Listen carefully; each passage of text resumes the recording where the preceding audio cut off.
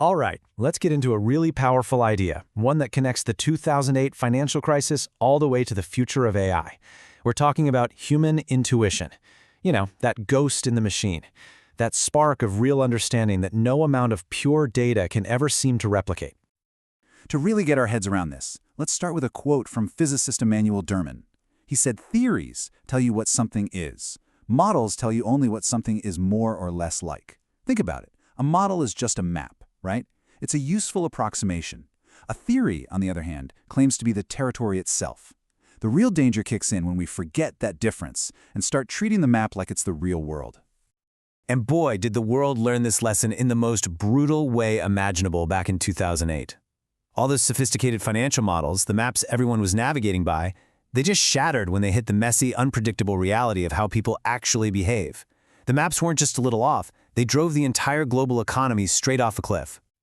So what was the real problem here? I mean, was it just bad math? Or was it something much deeper?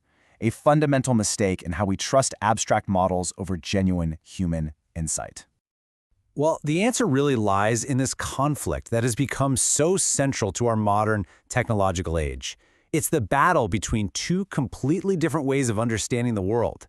It's the difference between just seeing a pattern and actually understanding what causes it.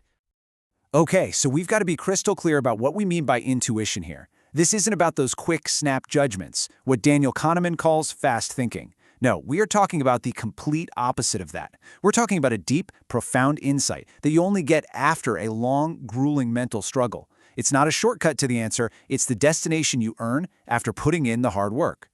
And this very distinction, it's the foundation of a modern AI framework conceptualized by Dr. Yogesh Malhotra. He's taking this timeless idea about how humans think and applying it directly to the defining technology of our time. This slide just lays out the two paths for AI so perfectly. On one side, you've got backward AI. This is basically what most of today's big models do. They are incredible at digging through past data and finding patterns. As Dr. Malhotra puts it, it's like driving into the past, looking in the rearview mirror. But then, on the other side, you have forward AI.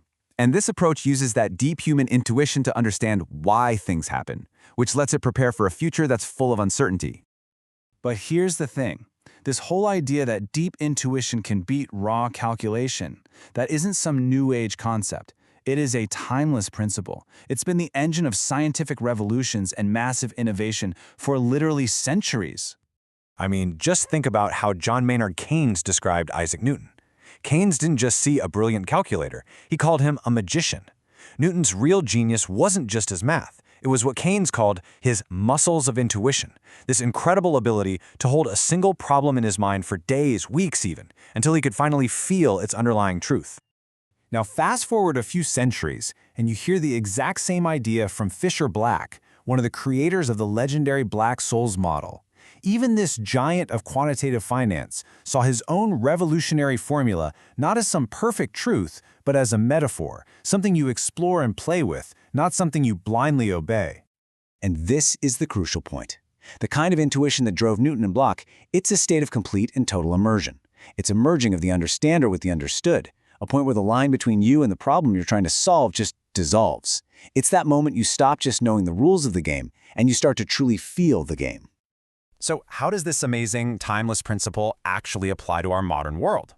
Well, this brings us right back to the work of Dr. Yogesh Malhotra, who is totally focused on turning this very idea into an engineering reality for AI. Malhotra's approach really boils down to a two-step process. Step one is all about developing what he calls quantum minds, basically training people to cultivate that deep, Newton-like intuition for really complex problems. Then, in step two, that hard-won human intuition is used to guide these powerful adaptive AI systems called QASANs, which can navigate uncertainty in a way that standard AI just can't touch. So you can think of these QASNs, which are the flagship invention from Dr. Malhotra after more than 3 decades of research, as the operational arm of this entire philosophy. They are built specifically to do what backward AI simply cannot: thrive in chaos. Instead of just finding all patterns, they use that human-guided understanding of cause and effect to adapt in real time, aiming for assured outcomes even when the world gets incredibly messy. So, we've connected the 2008 financial crisis to Isaac Newton, all the way to the future of AI. What's the one big idea here? The keystone that's holding this whole structure together. It's this: the antidote to the catastrophic failure of models isn't just more data, and it isn't just better math. It's a deep, fundamental respect for hard-won human intuition. To build a future that's resilient, the most critical piece isn't a better algorithm, it's a more profound way of thinking. And this really leaves us with one final, pretty provocative thought. In an age where we are literally drowning in data and we're obsessed with finding correlations, is it possible that our greatest challenge is simply to learn how to truly think again?